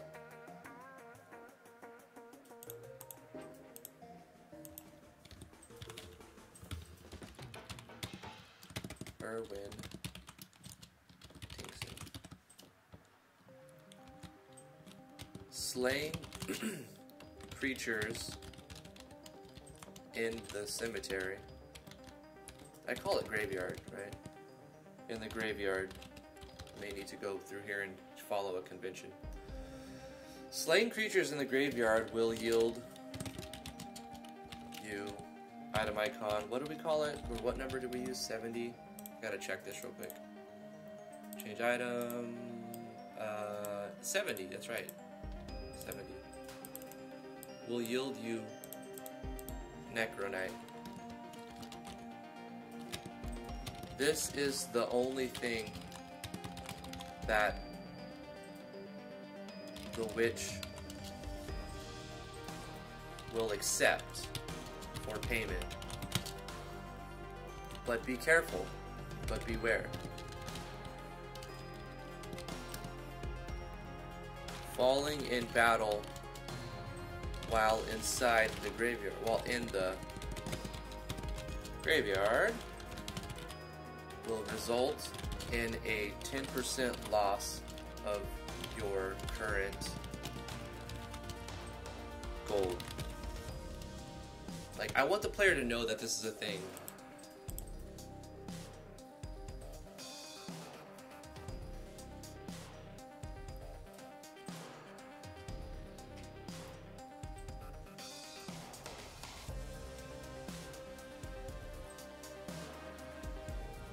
Oh, you have Necronites? I collect those for reasons. Don't worry. I don't expect charity from you. For a set amount of Necronites, I can share some of my hoard. Interested in a deal? That's so good. That's so good. So good. Oh my god. Alright. It'll just save me a minute or two thinking of how to present the sentence. So we'll do that. Boy, quit playing, boy. Okay.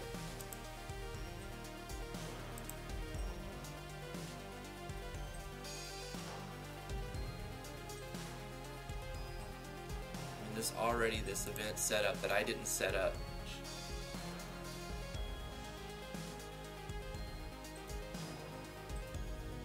Player's money equals hard clock? No. I can't use this event really. The witch, prize history.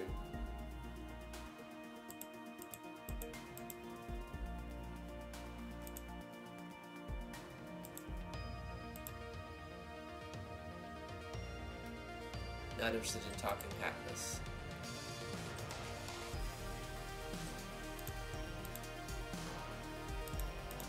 But I want to use it. So how do I use it? I just change the variable so that it'll work right.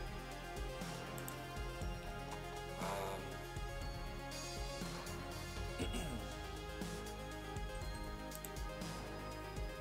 can't use this variable. I have to change this. What is? Cleans it up a little bit for me. Shop processing. We'll have to give her something. But we can't have this. Oh, I know what we'll do. Necro night count. Right, we'll make a new one. And then we'll set this variable to the game data, the number of necro nights the player has. Okay? That'll work.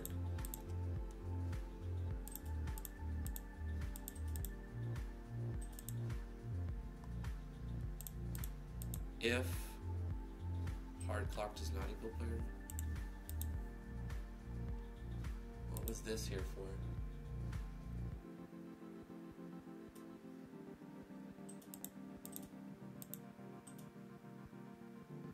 If hard clock does not equal the player's money. Because in the test project, these were two different variables. They did something different. I don't need this actually.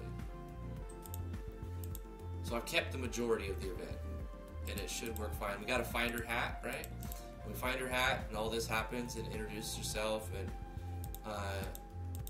I'm looking for. You give me one of the. You give me some of those.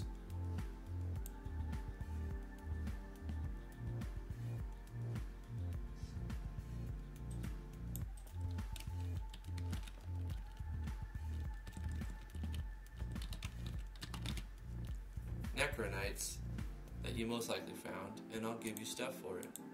And then here is where I can show text again, paste this in, put in the witch after she's got her hat at this point. Collect those for reasons, blah blah blah. Interested in a deal. Get rid of the parentheses here. We need to add the name that I put in here, right? Name, prize.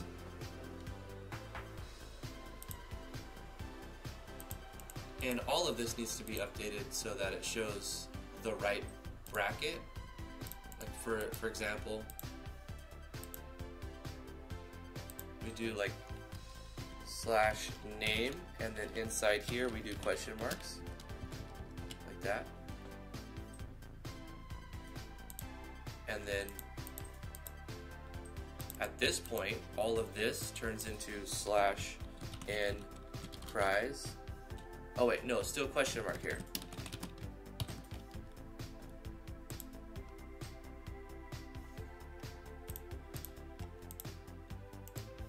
And one more time where it shows question marks. At this point, it turns into cries /n cries. And I can copy this and paste this for all instances of the show text.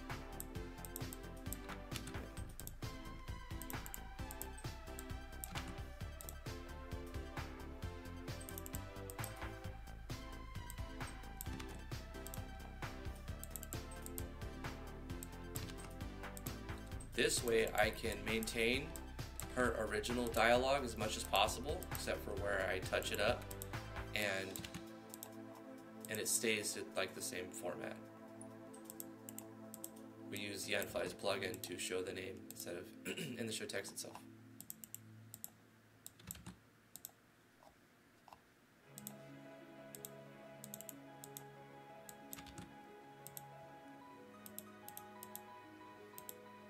Jump to label choice.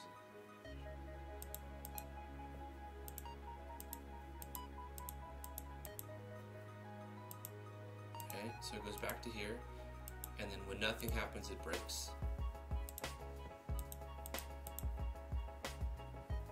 Cool. So now it'll work. We still have to find her hat, and she still does the dialogue and introduction that Cries wrote. But now we've changed the soul skulls to Necronites, and we actually have those working. We need to do our beta testing. Running low on time, so let's do our beta testing right now. One more time restarting.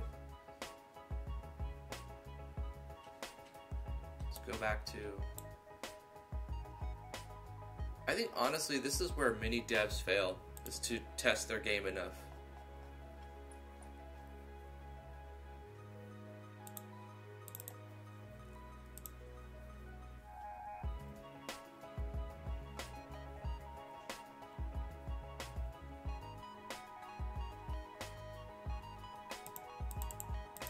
That is where we're saying this, we're saying that is the only thing that the witch will accept for payment. But beware, falling in battle while in the graveyard will result in a 10% loss of your current gold.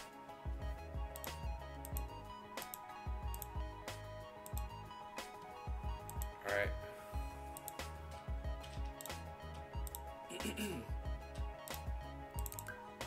We gotta test this battle toaster sprite. We gotta see how it looks. 14P9. That's the code name. Sna sna sna sna.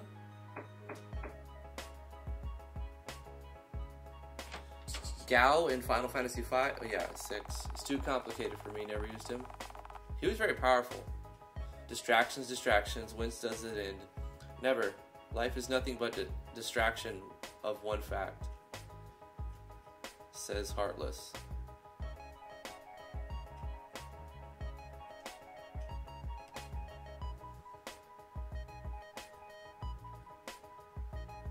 I think the other part where game devs fail, says Docweez, is scope. From indie to AAA, gaming scope failure is rampant. Yeah. C3PO.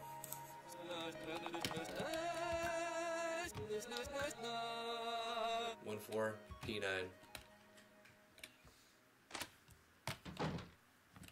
Got our little auto run here. We test this event, it looks fine. I think maybe we'll change this up a little bit so that the toaster comes over here and tries to talk to KRSN3, and then KRSN3 just says, I'm just a receptionist, you have to talk to Teddy for more help, and then like turns to face left and then face down.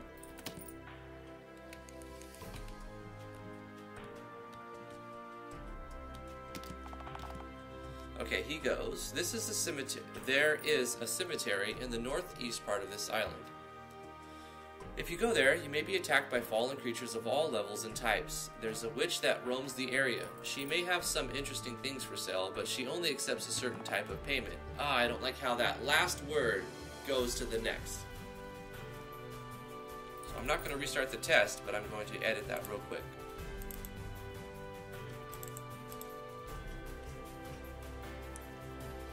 Let's go. There's a cemetery in the northeast part of this island. If you go there,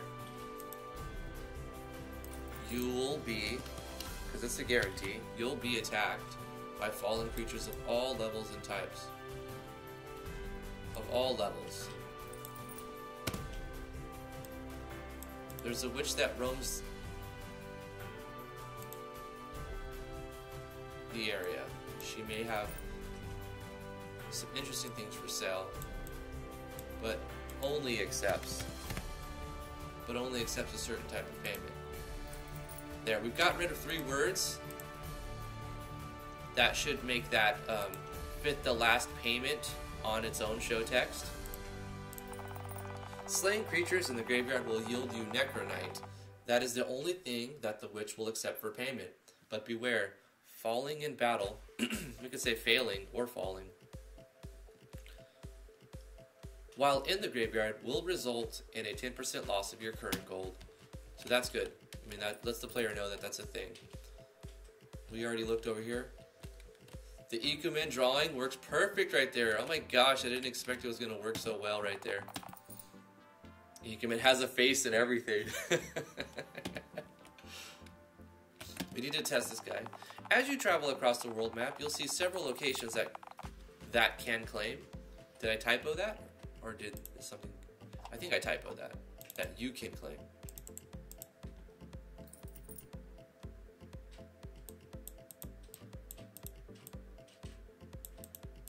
That you may claim for a price. Claiming these resource nodes. Okay, we've changed it, so we'll have to test it again later on. We'll add items to your inventory as they produce them, as they produce other items. As they produce other items.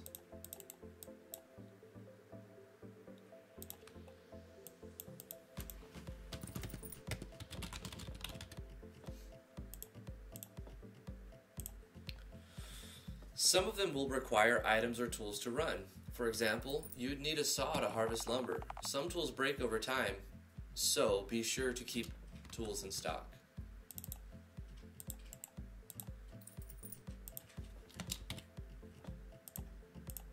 Nice. That works fine. Let's get us a bone chip.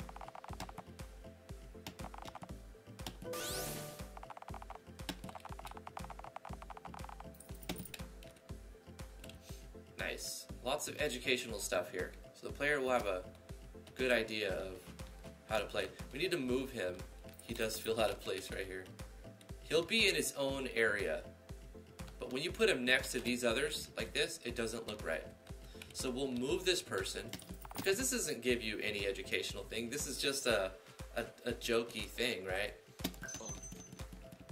So he'll be in his own area. We're going to move him. We moved Ikumen, so for the same reason. And we found a good spot for him. We'll move that person as well. Monk Pakaj. We need to go to, the graveyard and test our random encounters. Did we actually forget to say call common event on the right region? Let's see. No, region 10, common event 64. So when the player walks on region 10, which is used there, it's going to call common event 64. So it should work, right? Let's test it. It should take 40 to 50 every time. So we'd have to like, okay, you see the icon is, the bubble's popping up. We also need to specify a battle background, because let's escape. Got away.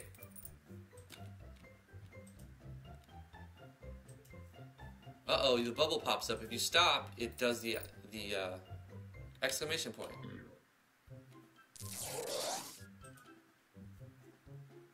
Hey, that worked great. Yeah, but it's a custom random encounter. You're never going to go 3 steps and then get into another fight. Is it buffering again? Stop buffering. Gosh, ISP is just garbage today. Let's see the battle sprite. For thumbs up. Oh yeah, Toast is level 1, the toaster. Necronite has been obtained. Combat, any second. Boom. Feels like I need to increase the numbers though. How do you blood drain a toaster? That doesn't make sense. He's got a sword! Look at the toaster! That's amazing! It's so good!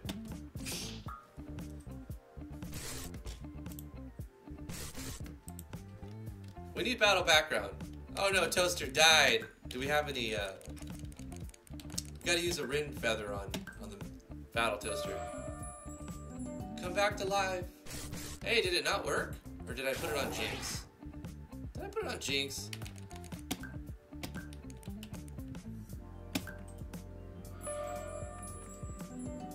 Why did it not bring him back to life? We gotta look at that item. We found a bug.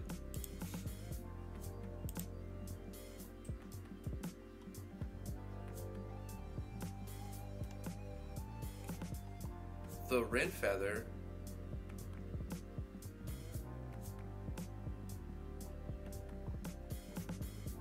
Where's it at?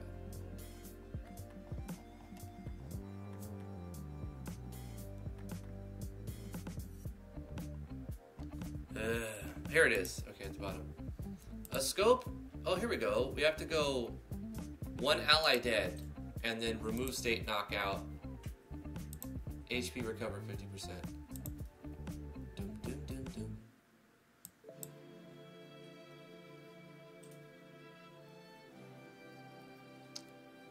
That's so weird because it let us target. Maybe we have a target core thing going on. It says removes knockout and restores HP. Why would that not bring him back to life?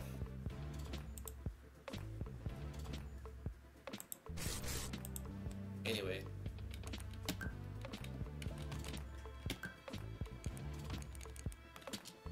Yeah, we need to redo that, fortunately. We're not going to look at anything in here. Should be fine. I'm going to run to the graveyard. Oh, you know what I want to do is add a battle background to the graveyard first. Graveyard. So in one of our controller events, something that auto plays, we have a controller right here that's going to change images if character is this, if character is that.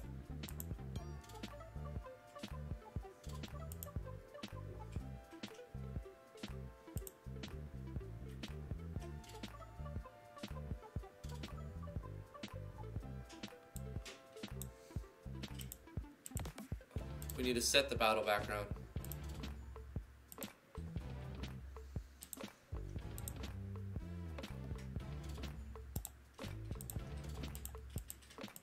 I don't have a battle background for the graveyard. So I'm gonna have to find a battle background for the graveyard or make one.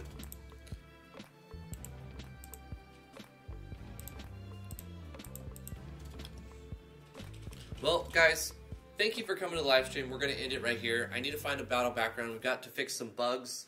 We have plenty of stuff to do. Please join us tomorrow from noon to around 2, around this time, Eastern Standard Time. Hope you guys are having a good holiday. Enjoy your Eat Turkey Day.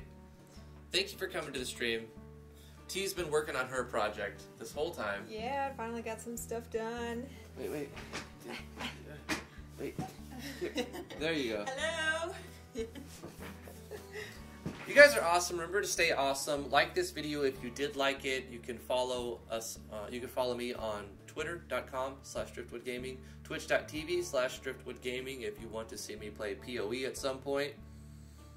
And yeah, all the good stuff. If you would like to back me, you want to support what we do here on this channel, helping people get better with the engine and working on projects.